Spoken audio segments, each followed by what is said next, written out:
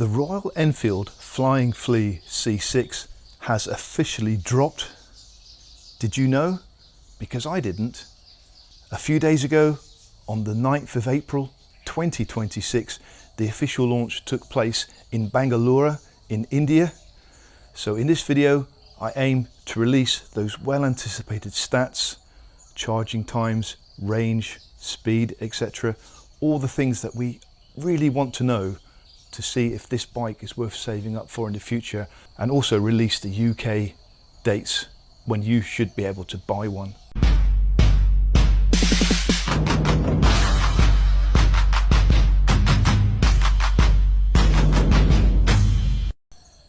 No sponsored or press bikes here. They're all bought and paid for. And I'm also going to release in this video why I'm feeling a little bit disappointed with Royal Enfield. Let's delve in. The WD-RE is what the Flying Flea is based on. The WD-RE was nicknamed the Flying Flea in World War II during the 1930s. WD, War Department, RE, Royal Enfield. So the War Department, Royal Enfield, makes a comeback. And now for the disappointment. Why am I disappointed with Royal Enfield? Well, to be honest, I am very excited about this bike, and I have been since its launch introduction 2 years ago. I've been on edge about this bike. I've emailed Royal Enfield many times asking, could I be invited to a press launch, or could I get some more information about this bike? Could I have the specs? Only for all my efforts to be fallen on deaf ears. I've heard nothing from them. So it's a little bit disappointing that they don't see me as a Royal Enfield channel, which I kind of think that I am after 3 years of being on YouTube. So I'm a little bit disappointed with Royal Enfield. And also a little bit disappointed that no other foreigners have been invited to that launch in India. Maybe they have, and I haven't seen those videos yet. The good news is the Indian guys that have done the videos already, they've spoken in English, and very good English, and the videos are watchable. So I'll put links to their videos in the description below, so you can watch a ride review for the first time of the Royal Enfield C6 Flying Flea. Now let's get straight into the specs. The original Flying Flea came in at only 59 kilos. You could pick it up by hand, and soldiers often did to get it over a fence. Now the C6 has come in at 124 kilograms. For an electric bike with a battery, I think Royal Enfield have done really well there. That's still a very lightweight bike. If you compare that to the Hunter, 185 kilograms, my Super Meteor 650, 241 kilograms, then 124 kilograms sounds like a doddle, and something I would really like to look forward to in my senior years. I'm approaching 60.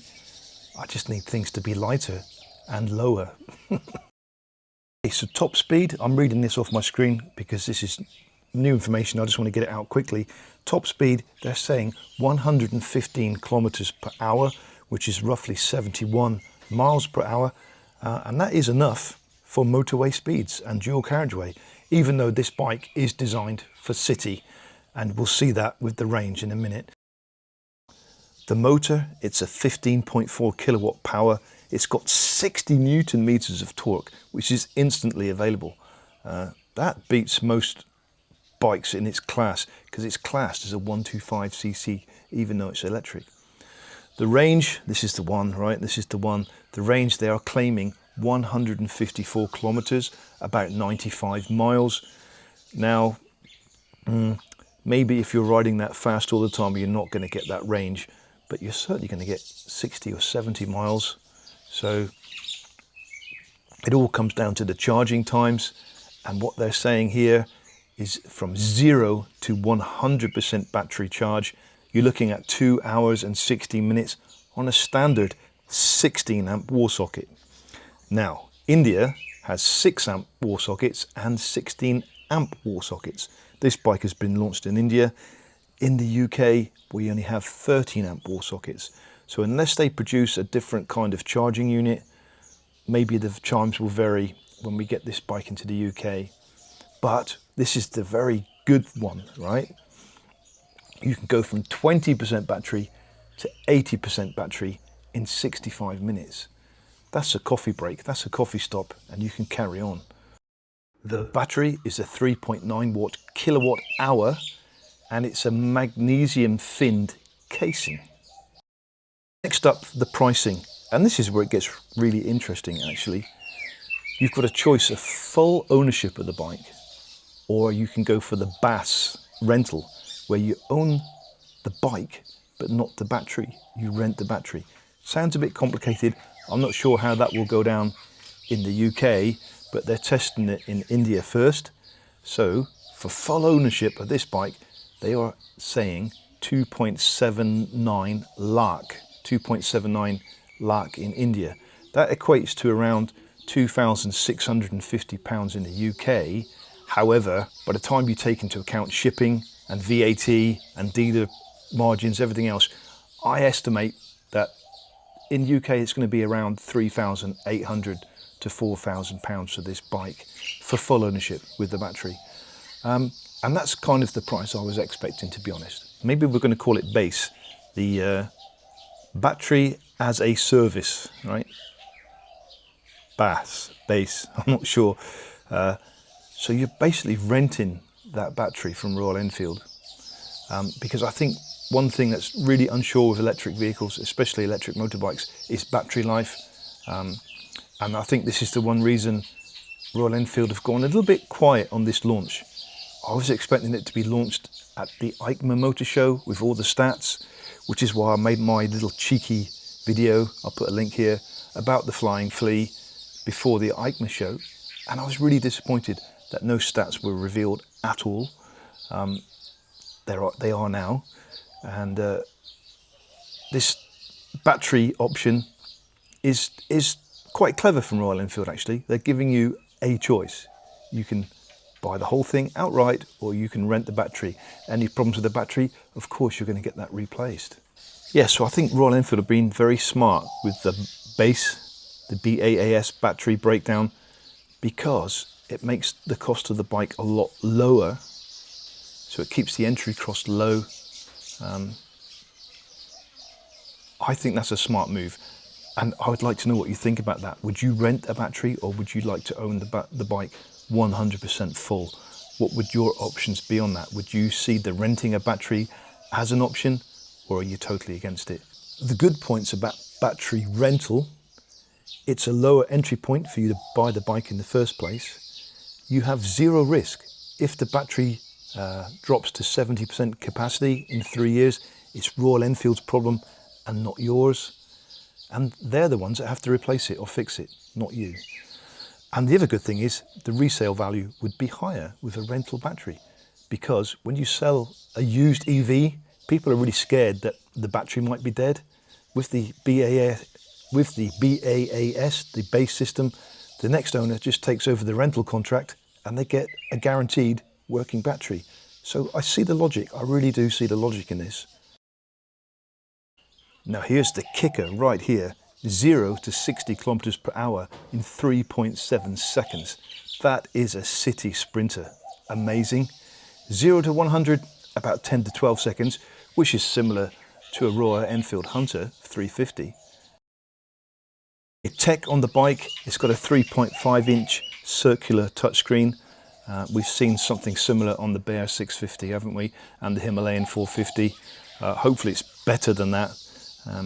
Because you are able to control the bike on this. It has got traction control as well on this bike, because it has got a lot of torque for a learner rider, if learners do decide to buy this bike. Now I know the electric bike is not going to go down with a lot of you, especially the old hardcore Royal Enfield thumper people, the traditional low-end torque fans. I think Royal Enfield are aiming at a new audience, the younger audience, eco-friendly young people, to get them back into motorcycling. Because let's face it, us older generation, we're dying off and we're not being replaced. So it has to be something modern, eco-friendly and fun. And I just think 0 to 60 in 3.7 seconds is fun. And I am desperate to try that out for myself. The drive is interesting on the C6. For the first time, Royal Enfield have decided to put a belt drive on themselves. So this is very interesting to me because all the bikes in this garage are actually belt drive. I've got 4 Royal Enfields here. They've all got a belt drive on them, courtesy of RS Tech. And the belt drive really does suit the C6 because of the torque. It's producing very quick torque, and the belt drive is definitely better at controlling that without any snatch involved. So definitely the right move. It's interesting that the S6, they've gone back to chain, and that is understandable also because a scrambler version does need to be a chain. The last thing you want is a stone going between the sprocket and the belt. If you're a city bike, that's not going to happen. If you're a highway bike, that's not going to happen. But if you're trailing and going off-road on gritty, stony tracks, then yes, that's a problem. You need to be on a chain.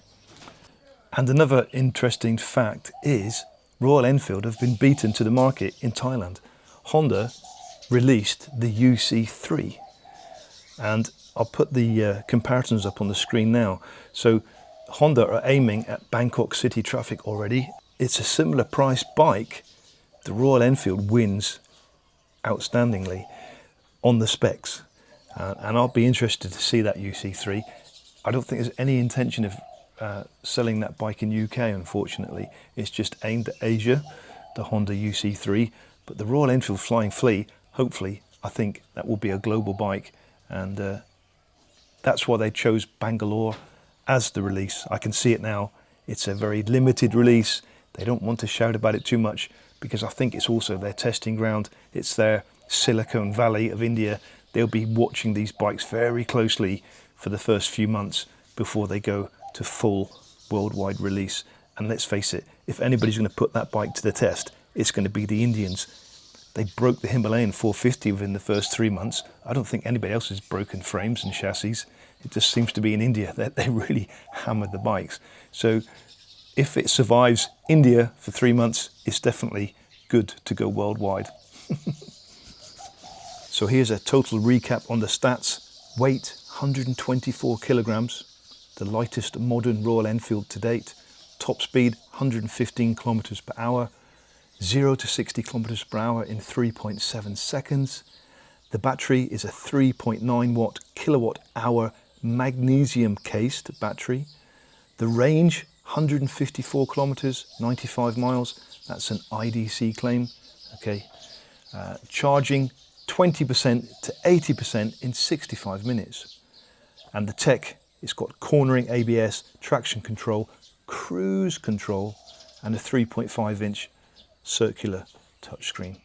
It's all looking good. If everything goes to plan and the bike survives in India over the next 3 months, then you can expect to see this bike in the UK and Europe by the end of 2026, stroke the beginning of 2027, fingers crossed, and then probably in Thailand a year after that. So as always, thanks so much for watching. This is a bit of a spontaneous video. I just wanted to get this information out quick because I know some of you are going to be as excited about the stats as I am to find out at last what they are, so you can start planning ahead on what kind of motorbike you're going to be saving up for in the future. And I think it's worth putting some pennies in the pot right now and get started. Until next time, ride safe.